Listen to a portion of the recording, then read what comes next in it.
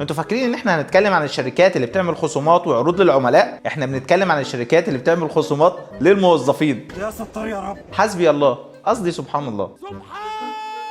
في مديرين تحس ان عندهم حالة غريبة، حالة عجز علماء النفس والاطباء عن وصفها، ما تفهمش سببها ايه، عقدة نفسية، حالة مرضية، ما تعرفش وما تحاولش تعرف. تحس ان لو ما عملش خصم لحد من الموظفين في حاجة مش مظبوطة في يومه. ما صدقنا ظبطنا جبنا بالطماطم، بتاكل شويه صنف يضرب منك، مخصوم منك 8 ايام. والحالة دي بتمتد لاصحاب الشركات، حالة كده بسميها سالاري ويك سيندروم. اول ما بيشوف كشف المرتبات بيتجنن.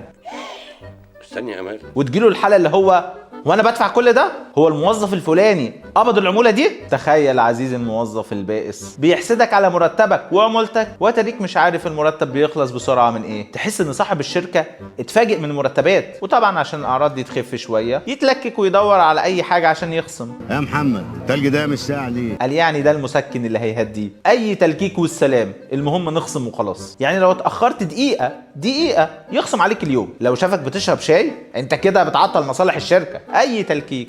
انت كمان بتديني بالدماغ. لا ده في حاجات اشد من كده، اللهم احفظنا. ده بيحفز المديرين انهم يخصموا للموظفين وبيديهم مكافآت على كده. احب اقول لك يا عم المدير، لو انت بتخصم عشان تعاقب وتحسن الاداء فخلي الخصم ده اخر حاجه قبل الفصل. الخصم ده موضه قديمه قوي، دي خطوه اخيره مش اولى، لان في طرق كتير ممكن تطور بيها اداء الناس اللي معاك او تشدهم لو اتدلعوا. اما بقى اللي بيخصم عشان خاطر يقلل دخل ومرتبات الناس يشوف له دكتور نفساني احسن. انت عايز ايه يا ابني؟ انت مريض ولا؟ ولو انت موظف شغال في شركه الخصومات الله يعينك، انت كده متعور في مرتبك. حاول بسرعه تفكر في اي بديل حتى لو بمرتب اقل، لان في الاخر عمرك ما هتقبض مرتبك بالكامل، وانت اكتر واحد عارف ان محدش بياكلها بالساهل.